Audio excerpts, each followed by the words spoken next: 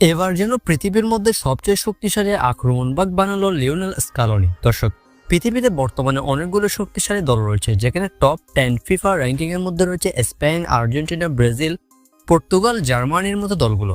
তবে এই দলগুলোর আক্রমণবাগের দিকে লক্ষ্য করলে আর্জেন্টিনার আক্রমণবাগই সবচেয়ে বেশি নজরে আসে, কেননা এই আক্রমণবাগে কি নেই।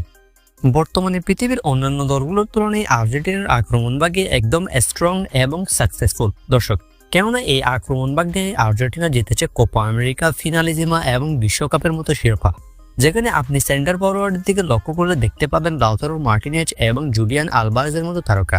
এই দুই তারকাকে কাকে বসিয়ে কাকে খেলাবেন স্কালোনি, তা যেন এক মধুর সমস্যা। এছাড়া স্ট্রাইকার পজিশনে এই দুই তারকা বাদেও আছেন পেনিচেরি, যে কিনা লিগ ওয়ানে দুর্দান্ত ফর্মে আছেন। অন্যদিকে আক্রমণভাগে নেতৃত্ব দেন লিওনেল মেসি। আর্জেন্টিনার আক্রমণভাগে মেসি থাকা মানে আর্জেন্টিনার ম্যাচে এক ধাপ এগিয়ে যাওয়া। প্রতিটা ম্যাচে অহরহ চান্স ক্রিয়েট করেন লিওনেল মেসি। ফলস নাইনে খেলে আক্রমণভাগের নেতৃত্ব দেন আর্জেন্টিনার সর্বকালের সেরা এই ফুটবলার।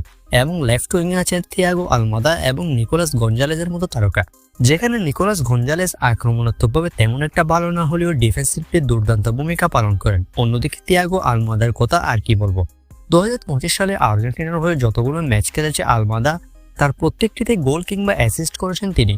অন্যদিকে আক্রমণভাগে রাইট উইং এর দিকে তাকালে সেখানে আছেন মাস্তান্তোনো এবং গিলিয়ানো সিমিওনে।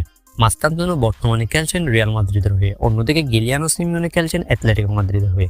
দর্শক, এছাড়া আক্রমণভাগে আরও আছেন পাউলো দিবালা, ভ্যালেন্টিন কাস্তেলনাসদের মতো তারকারা। এ যেন বিশ্বের 1 নম্বর আক্রমণভাগ আর্জেন্টিনার দখলে, যেখানে আর্জেন্টিনা গত ম্যাচে মুখোমুখি হয়েছিল ব্রাজিলের বিপক্ষে। ব্রাজিলের ডিফেন্সকে রীতিমতো নাস্তানাবুদ করে 4-1 গোলে হারিয়েছে আর্জেন্টিনা। 2022 সালের কাতার বিশ্বকাপের ফাইনালেও ফ্রান্সকে পরাজিত করেছে আলবিসেলেস্তারা। এখন দেখার বিষয়ে আর্জেন্টিনার এই আক্রমণভাগ নিয়ে স্পেনের বিপক্ষে মার্চ মাসের ফিনালিজিমায় কেমন করে লিওনেল স্কালোনির শিষ্যরা।